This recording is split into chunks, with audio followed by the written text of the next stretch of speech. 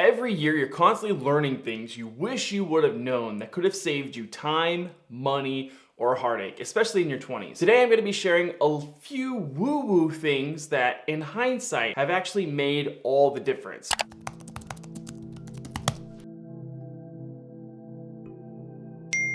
I actually created a huge list of things to be able to tell my 20-year-old self, but I boil it down to just 5. So we're gonna go through those 5, but stick around until the end of this video because I'm gonna give a bonus tip for how I generated $2.5 million in sales in 18 months. The first tip that I would give myself is that the rules are not fixed. This is a highly malleable reality. It responds to you. The rules are not set in stone. You can change them. You can bend them. You can create your own rules. And I wish I would have been told this when I was 20, because then it would have set me on a completely different trajectory. The second tip I would give myself is nobody is going to give you permission. If you think about it, there's a lot of people in their 40s, 50s, and 60s who are still waiting on people to give them permission to pursue their dreams.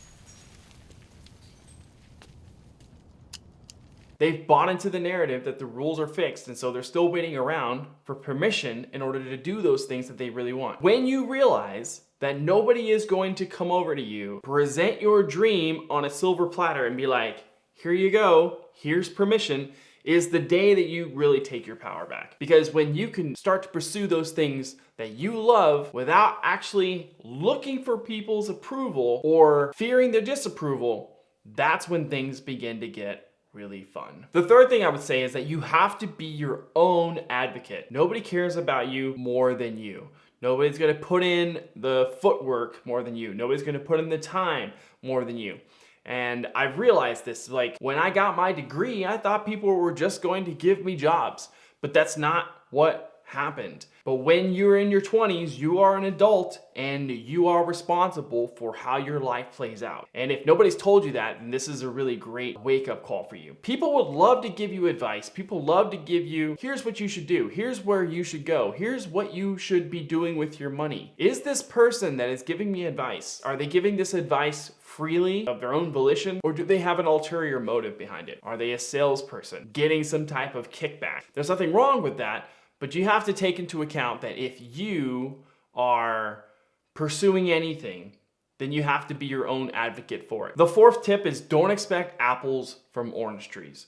If you pick an orange off of an orange tree and expect apple juice from it, then you are the person who is just asking for it. If you're a good-natured person, you expect the best from other people, like you're genuinely a good person and you want to see people succeed, or you see the potential in other people, this is especially true for you. I know I was that way. I was very bright-eyed, doe-eyed, if you will.